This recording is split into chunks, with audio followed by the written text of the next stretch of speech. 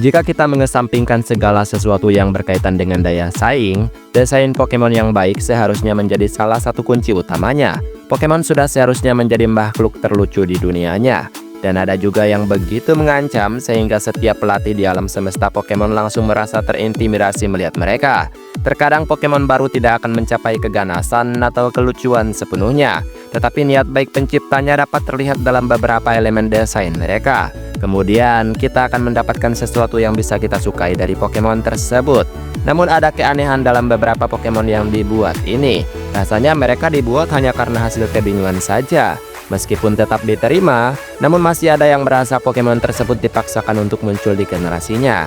Jadi ya, kalau begitu mari langsung saja kita masuk ke daftarnya. Let's go. Trubbish. Penggemar awalnya punya masalah dengan Trubbish dan juga evolusinya, yaitu Garbodor. Yang satu adalah kantong sampah dan yang satunya lagi adalah apa yang terjadi pada kantong sampah ketika kita membiarkannya di bawah sinar matahari terlalu lama, di mana kantong tersebut mulai bocor dan belatung mulai keluar menciptakan bau yang tidak sedap. Setelah menggunakan kantong sampah untuk mendesain Pokemon, lalu selanjutnya pelatih akan bertarung dengan Pokemon tersebut, ya kan? Sebenarnya mereka terasa tidak dihargai ya, dan mereka juga sebenarnya bagus-bagus aja dalam pertempuran. Namun inspirasinya mungkin terlalu aneh untuk sebagian orang yang tidak menyukai sampah. Vanillite. Vanillite hanyalah sebuah kerucut es krim lembut yang sayangnya dikaruniai mata bulat dan juga senyum yang cukup menyeramkan ya. Selain membuat orang merasa tidak nyaman, penggemar pun tidak yakin bagaimana ia bisa menjadi ancaman dalam pertarungan Pokemon. Karena ya dia semata-mata hanyalah es krim yang melayang. Kecuali ya kita melewatkan episode anime di mana Vanillite memberi Pikachu rasa beku yang sangat hebat. Mungkin kelihatannya kuat gitu kan. Pokemon ini tidak terlalu menarik bagi banyak penggemar. Evolusinya juga hanya menawarkan lebih banyak es krim tetapi tidak memberikan kesan apapun. Yang ada hanyalah ice cream, dan juga ice cream. Untuk yang menyukai makanan tersebut mungkin akan sangat menginginkannya. Klink. Ketika kita mengatakan bahwa Nintendo kehabisan ide, inilah yang sebenarnya kita maksud. Klink serta evolusinya Klang dan juga Klinklang. Mereka hanyalah sekumpulan bagian dari logam yang saling menempel saat berevolusi. Dan sebenarnya itu biasa aja ya, dan memang sering terjadi pada beberapa Pokemon. Hanya karena Nintendo menggunakan roda gigi kali ini alih-alih magnet bukan berarti kita sedang ditipu gitu. Magneton dari generasi pertama yaitu Pokemon Red and Blue bukanlah Pokemon yang populer. Jadi turunan dari inspirasi Pokemon yang kurang menarik tersebut juga tidak akan menghasilkan sesuatu yang istimewa juga ya kan. Litwick. Litwick hingga bentuk akhirnya yaitu Chandelure sekali lagi hanyalah sekumpulan barang rumah tangga yang menjadi Pokemon. Ya jika kamu tidak menginginkan kulkas di timmu dari Rotom, mungkin kamu akan lebih tertarik pada perlengkapan penerangan ini gitu. Litwick pada dasarnya adalah lilin kecil yang menaruh sisi gelap dalam kekuatannya. Pokemon kecil ini sebenarnya sangat menggemaskan dan cukup unik juga ya. Namun kembali lagi menciptakan benda seperti ini menjadi makhluk kecil yang menyeramkan bukanlah sesuatu yang diinginkan banyak penggemar. Setidaknya makin kesini ya mungkin keberadaan mereka makin diterima lah ya. Karena ya generasi baru pun menghadirkan sesuatu yang lebih parah lagi gitu daripada Litwick ini. Doublet. Masalah besar beberapa penggemar dengan Pokemon yang berbentuk seperti benda adalah bahwa Pokemon berlatar di dunia di mana kita seharusnya percaya bahwa semua makhluk hidup itu telah berevolusi untuk mengambil bentuk persis dari semua benda yang diciptakan manusia. Beberapa di antaranya bahkan belum ada selama 100 tahun gitu. Honedge setidaknya mencoba terlihat seperti bisa memenangkan pertarungan ya karena bentuknya memang pedang yang kuat gitu ya kan. Namun Doublet menyia-nyiakan semua niat baik yang terkumpul hanya dengan menggabungkan dua Honedge doang. Itu sekali lagi dianggap desain yang malas, karena ya cuma menggabungkan dan kemudian akan berevolusi menjadi Aegislash.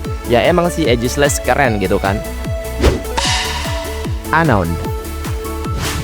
Yang membuat Unown menonjol adalah betapa rumitnya keberadaannya. Ini adalah Pokemon yang hidup di dimensi anehnya sendiri. Ketika berada di dunia Pokemon yang biasa, ia melayang tanpa tujuan. Secara kebetulan ia juga memiliki cukup banyak variasi bentuk yang persis sama dengan alfabet gitu. Bahkan dengan semua pembangunan dan kisah mistis yang mengelilinginya, ia tetap hanya berupa satu mata datar dengan bentuk alfabet yang mencuat ke segala arah. Dan terlepas dari semua upaya yang dibutuhkan untuk memprogram variasi berbeda dari Pokemon ini, hal itu tetap terlihat malas dan terkesan dipaksakan juga. Klefki. Entah berapa kali lagi penggemar harus mengatakan ini gitu kan. Tapi jika ingin membuat Pokemon menyerupai benda yang sudah ada, ya setidaknya pilihlah benda yang menarik gitu, atau setidaknya bisa menimbulkan kerusakan yang besar gitu kan. Itulah yang diinginkan banyak penggemar Pokemon. Klefki adalah kunci. Memang sebenarnya kalau kunci dilempar ke muka pasti ya cukup sakit. Tapi melihat gantungan kunci yang melayang kayak gini ya tampaknya agak gimana gitu ya kan.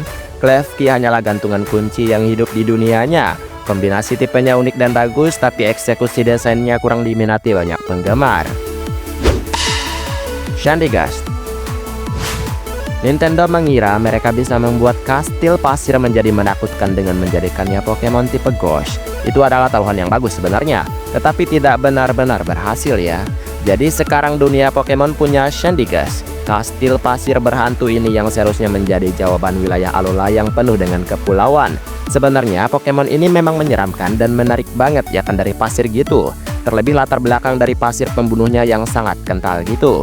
Namun nyatanya banyak dari penggemar yang tidak menikmati keberadaannya, terlepas dari keunikan yang mendasari inspirasinya tersebut. Solosis.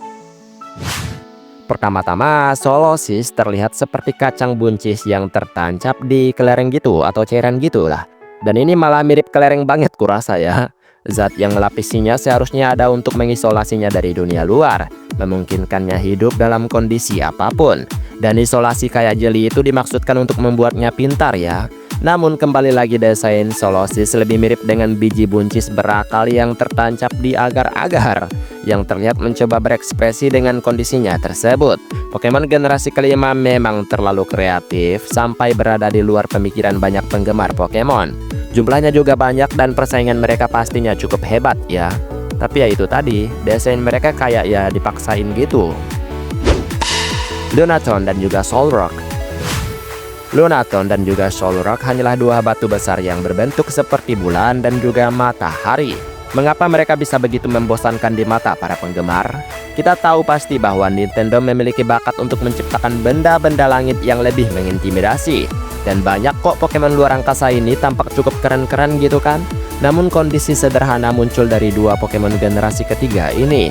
Sebenarnya unik sih melihat dua batu meteorit membentuk seperti pusat tata surya dan satelit alami bumi gitu. Tapi entahlah, banyak penggemar yang kurang menyukai mereka. Dan itulah beberapa Pokemon yang pada awalnya terkesan dipaksakan untuk diperkenalkan. Tapi harus diingat bahwa tidak semua orang membenci mereka. Dan mungkin makin kesini mereka makin populer dan makin dicintai juga ya kan. Baiklah, sampai di sini video hari ini. Maaf jika ada kesalahan kata atau mungkin ada kalimat yang kurang tepat, mohon bantu koreksi ya teman-teman. Dan kita ketemu lagi di pembahasan atau video lainnya. Aku pamit dulu, dadah.